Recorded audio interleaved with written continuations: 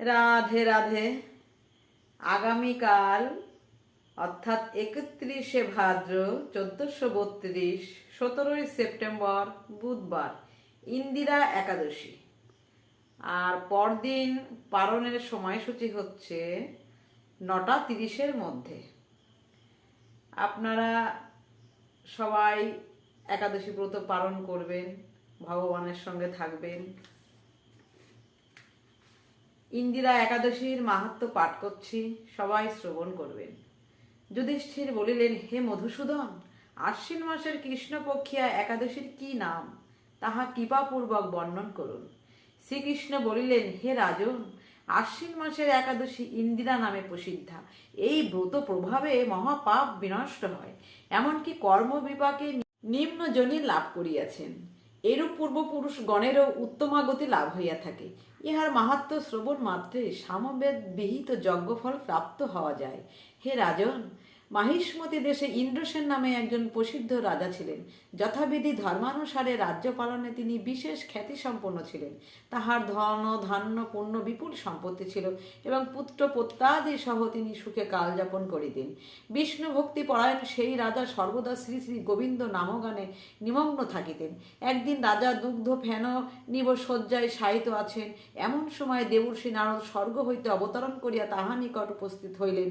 তাহার দর্শনে রাজা গাত্রোত্থান করিয়া মণিকে সহর্ষ যথাবিহিত পাদ্য অর্ঘ্য দ্বারা পূজা করিলেন ও উত্তম আসনে উপবেশন করাইলেন। তৎপরে কৃতাঞ্জলি পুটে বলিতে লাগিলেন, হে মুনিবর, আপনার দর্শন মাত্র আমার যাবতীয় যজ্ঞের ফল লাভ হইয়াছে। আপনার আগমনের কারণ জানাইয়া আমাকে কৃতার্থ করুন। দেবর্ষি বলিলেন, হে নৃপশ্রেষ্ঠ, অতি বিস্ময়কর এক কথা শ্রবণ করো। এক সময় যমলোকে উপস্থিত হয়েছিলাম, সেখানে যমরাজ সভায় দর্শন করিলাম ধর্মশীল ধর্মপ্রবর্তক সত্যবন্তগণ ব্রতের অঙ্গহানি দোষহেতু বৈশানরের উপাসনা করিতেছেন। তাহাদের মধ্যে তোমার পিতা ছিলেন। হে রাজন, তোমার পিতৃবাক্যগুলো মনোযোগ সহকারে শ্রবণ করো। তিনি আমাকে বলিলেন, হে ব্রাহ্মণ, মাহিষ্মতি দেশের রাজা ইন্দ্রসেনকে বলিবেন যে আমি বহু পণ্যানুষ্ঠান করিলেও কোনো কারণবশত যমালয়ে আসিতে বাধ্য হইয়াছি। আপনি কৃপাপূর্বক তাহাকে সর্বপাপনাশক ইন্দিরাব্রত পালন করিতে বলিবেন। সেই ব্রত প্রভাবে আমি নিষ্পাপ হইয়া স্বর্গলোকে যাইতে সমর্থ হইব। এই কথা বলিবার উদ্দেশ্যেই আমার এই স্থলে আগমন। হে রাজন, তোমার পিতার স্বর্গ গমনের জন্য তুমি যথাবিধি ইন্দিরাব্রত পালন করো। রাজা বলিলেন, সেই ইন্দিরাব্রতের বিধি কি এবং কোন তিথি বা কোন পক্ষে এই একাদশী ব্রত করা কর্তব্য, তাহা কৃপাপূর্বক আমায় বলুন। নারদ ঋষি কহিলেন, হে রাজন, আশ্বিন মাসের কৃষ্ণপক্ষে দশমী দিবসে শ্রদ্ধাপূর্বক প্রাতঃস্নান করিবে এবং মধ্যাহ্নে ভক্তি ভাবাপন্ন হইয়া অবগহন স্নান করিতে হইবে।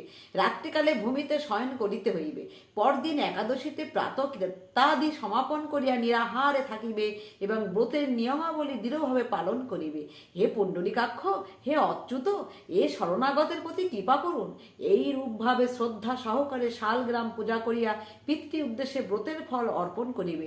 পরদিন দ্বাদশীর প্রাতকালে ভক্তি ভরে শ্রী গোবিন্দের পূজা করিয়া ব্রাহ্মণগণকে ভোজন করাইবে এবং অবশেষে নিজে মহাপ্রসাদ গ্রহণ করিবে।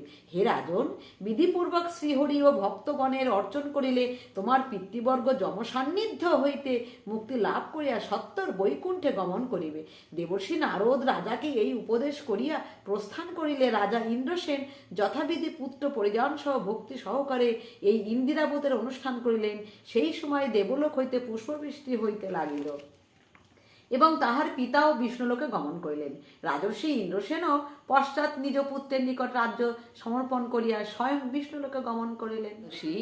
পালন করবেন, সঙ্গে থাকবেন।